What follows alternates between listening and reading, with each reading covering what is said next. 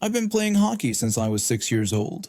Not professionally or anything, just in a neighborhood league that's about as casual as it gets. We have referees and sometimes parents show up to watch, but that's about as organized as it gets. I love it though, especially since our team, let's just call us the Wild, was doing really well this season. We were first in the league. That's where the trouble started. The second place team had this player who was the worst kind of bully. He'd constantly pull cheap shots on the ice, but the second anyone retaliated, he'd act like the victim. And his mother would always be there screaming from the sidelines defending his awful behavior. One incident really stands out. He hip-checked one of our players so hard they flipped and landed on their head. When our whole team went after him, he just hid behind the referee. Classic coward move. But the real drama happened during our latest game against them. Before the game even started, this kid was already being a jerk to his own teammates. He taped someone's skate blade as a prank and then yelled at their goalie for missing a difficult shot. His mother was there too, which was just great. She'd actually been banned earlier in the season for screaming at the referee when her precious son got called for slashing. Should have been a warning sign of what was coming. The game started pretty rough. The bully managed 2 big hits. Legal ones, technically, but one of them was on my friend. I was already getting angry, but I kept my cool and even scored a goal. This kid smashed his stick on the ground like a toddler, and his coach had to bench him. When he came back on the ice, he started trash-talking my goal, saying even his dead grandmother could shoot better than me. I shot back that at least his grandmother wasn't getting her ankles broken like he was. He tried to claim he just lost his balance, but I sarcastically agreed with him, knowing it would get under his skin. He shoved me hard and got a 2-minute penalty for interference. That's when his mother started up yelling that he had barely touched me. The referee asked her to keep her complaints down, but she responded with a slur. The referee threatened to remove her from the premises again, and she finally backed down. But the worst was yet to come. As soon as the penalty was over, this kid went straight for my friend, who was skating near the boards. They were facing the boards, completely vulnerable, and this coward just charged full speed and smashed them right into the wall. My friend went down hard, holding their face. While the team nurse and my friend's parent checked on them, Karen started screaming that he hadn't even touched them, and they were just being soft. Then this kid had the nerve to taunt my friend about how hard the hit was. That was it. I dropped my gloves and punched him right in the face. He tried to fight back but ended up on the ice. I'll admit it. I lost control. By the time they pulled me off him, I'd broken his nose and jaw. We both got escorted off the ice. After the game, which we won 3-1, Karen stormed up to us in the parking lot while we were waiting for an ambulance to check my friend's fractured jaw. She started screaming about how I should be in prison for hurting her son. When I pointed out that her son had committed assault by hitting someone from behind, my friend tried to get her to leave us alone. She mockingly accused my friend of faking their injury. When I warned her to back off before she joined her son in the hospital, she threatened to call the police. Then this woman, I kid you not, actually charged at us like a raging bull. She must have been at least 400 pounds, and she knocked me aside trying to get to my friend. She took a swing but missed, and I managed to shoulder check her off balance. That's when my friend's parents showed up. Now here's something you should know. They used to be in an elite military unit in Denmark specializing in close quarters combat. When Karen tried to push past them, she learned that the hard way. Within seconds, Karen was flat on her back with her arms pinned, screaming about assault. The cops and ambulance showed up at the same time. Both Karen and my friend's parent got taken in for questioning, but it all went to court. Before the trial, Karen threatened to ruin our lives if she got convicted of anything, while her husband called us pathetic kids for hurting their boy. But karma finally caught up to them. Karen got sentenced to 2 months of house arrest, mandatory anger management classes, and community service. My friend's parent was cleared of all charges. The icing on the cake? Both the bully and Karen got permanently banned from the league. Oh, and my friend? Once their jaw healed, we started dating. After spending years saving up while living in a cramped rental, my wife and I finally managed to buy our first home. a beautiful apartment in an old tenement building. What really sold us on the place was the shared garden, a rare find in the city. The building had this great self-managed system where all residents pitched in to maintain the common areas, which gave it this wonderful community feel. I work in IT and my wife's a veterinary nurse. We've been dreaming of having our own place where we could finally have a dog, so the moment we moved in, we adopted a friendly German Shepherd from the shelter where my wife volunteers. Everything seemed perfect. My upstairs neighbor initially appeared to be the sweetest person you could imagine. She was probably in her mid-60s, retired, and seemed thrilled to have new neighbors. She'd bring us homemade cakes, share her grandmother's recipes, and spend hours chatting with us in the garden while playing with our dog. We even organized several barbecues to get to know all our neighbors better, and she was always the first to arrive and the last to leave. But exactly 1 year later, everything changed. It started with a knock on our door one morning. She immediately started yelling about how our dog had completely ruined her flower bed. She demanded to know if I understood how long she'd been tending to those plants. I apologized and tried to offer a solution. I explained that I would pay for raised flower beds, including timber and soil, and even hire a handyman to build them. I thought this would prevent future issues and make gardening easier for her. She scoffed at my suggestion, asking if I thought throwing money at the problem would fix everything. I tried to explain that I was just trying to help and mentioned it would probably cost around £600, but I was happy to pay. She cut me off, demanding to know who would dig out her existing plants and what would happen to all the soil she'd already put in. Then she threatened that the law was on her side. I walked away from that conversation completely baffled. The next day, I tried again, thinking maybe she just needed time to cool off. I attempted to bring up the raised flower beds again, but she immediately started ranting.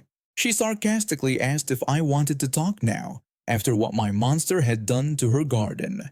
When I tried to remind her that I was still offering to pay for everything, she angrily told me that she'd already contacted the Residents Association and I would be hearing from them soon. That was the last civil conversation we had. I decided to minimize our garden time to avoid further confrontation, even though we were paying for shared access. But what she did next crossed a line. A few days later, I went to take our dog out and found something disturbing. She had installed metal spikes and barbed wire around her flower beds. This wasn't just petty anymore, it was dangerous for our dog and potentially illegal. That's when I decided to fight pettiness with pettiness. I ordered 2 annoyatrons, tiny devices that emit random, irritating sounds at irregular intervals. These little beauties run on batteries that last for months. I carefully placed one in her window box outside her bedroom and another behind a loose tile near her front door. 3 weeks later, I overheard her complaining to another neighbor about strange noises keeping her up at night. She'd already called an electrician and a plumber, but they couldn't find anything wrong. She even had someone check her heating system, convinced it was making weird sounds. 2 months passed, and she started looking increasingly frazzled. The spikes and barbed wire mysteriously disappeared one day. I heard through another neighbor that she was considering moving because the building was haunted. Apparently, she couldn't sleep properly anymore due to the strange noises that nobody else could hear. I still have the receipt for those annoyatrons. Best £40 I've ever spent. The garden is peaceful again, my dog is safe, and if she ever decides to escalate things further, I still have a few more hiding spots in mind for some additional devices. I've been babysitting since I was 14 to save up for college.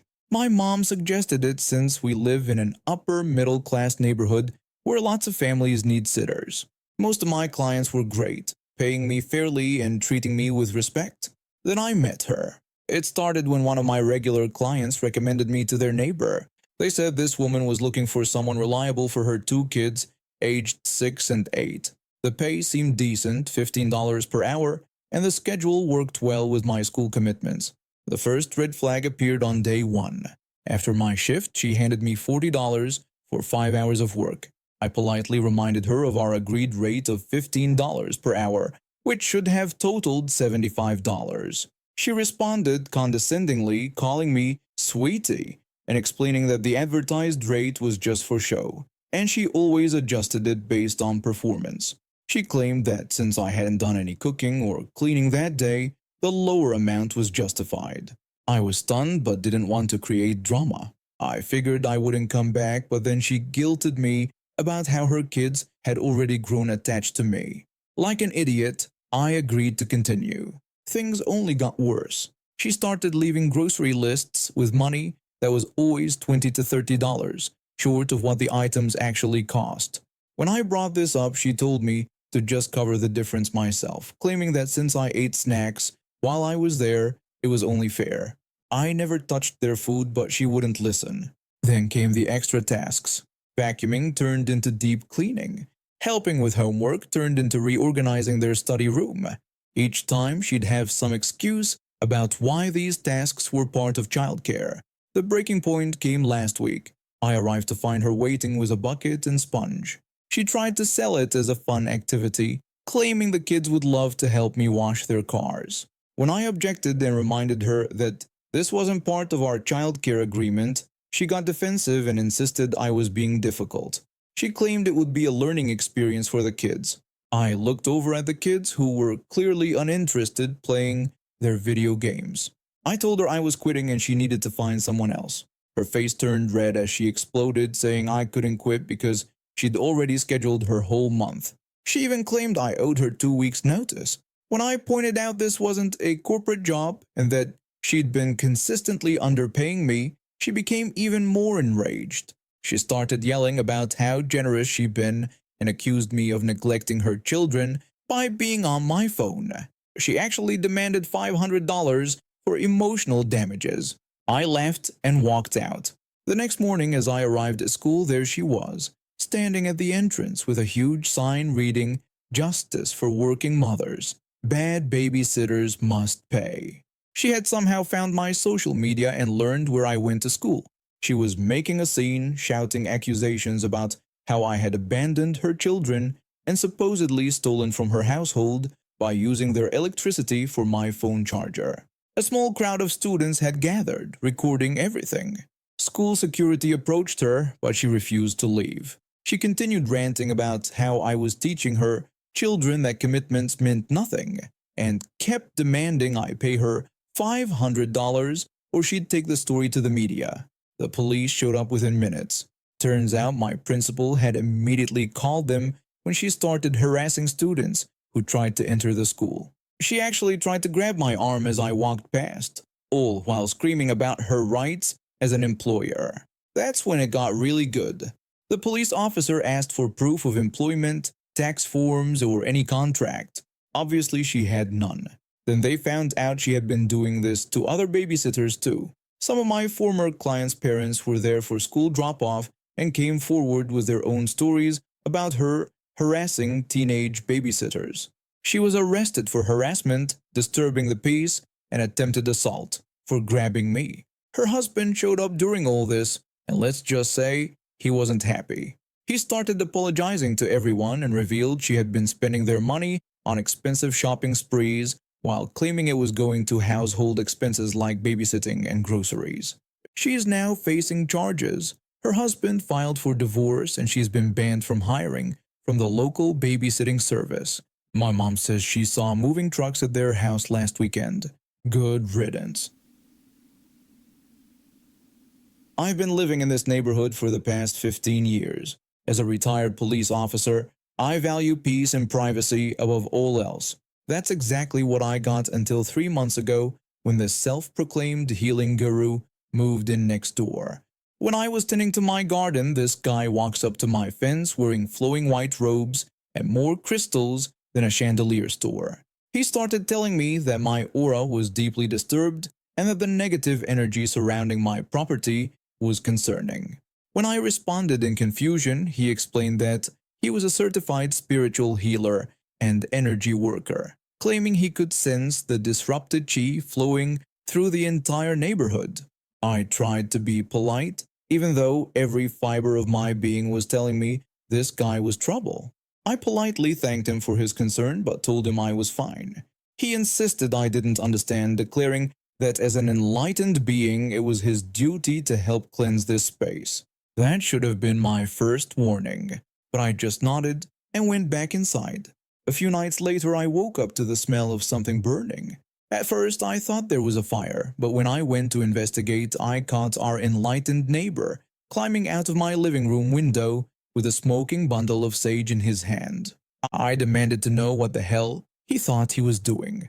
He calmly explained that he was cleansing my space of negative entities, claiming the spirits had guided him there. When I pointed out that the spirits had apparently guided him to break and enter, he had the audacity to tell me I should be thanking him, adding that he normally charged $500 for a full home cleansing. I called the police, but by the time they arrived, he had retreated to his house. They took a report, but since nothing was stolen and there was no damage, they said it would be hard to pursue charges. The next day, my next-door neighbor on the other side came knocking. She was frantic as she told me about how the crazy guru had broken into her teenage daughter's room the previous night. Her daughter had woken up to find him waving crystals over her bed and chanting. It turned out I wasn't the only one. He had cleansed 5 houses that week alone. We held an emergency neighborhood meeting at my house. During our meeting, we could hear him shouting through my window about how our gathering was disrupting the neighborhood's energy field and creating a vortex of negativity. That's when I had enough.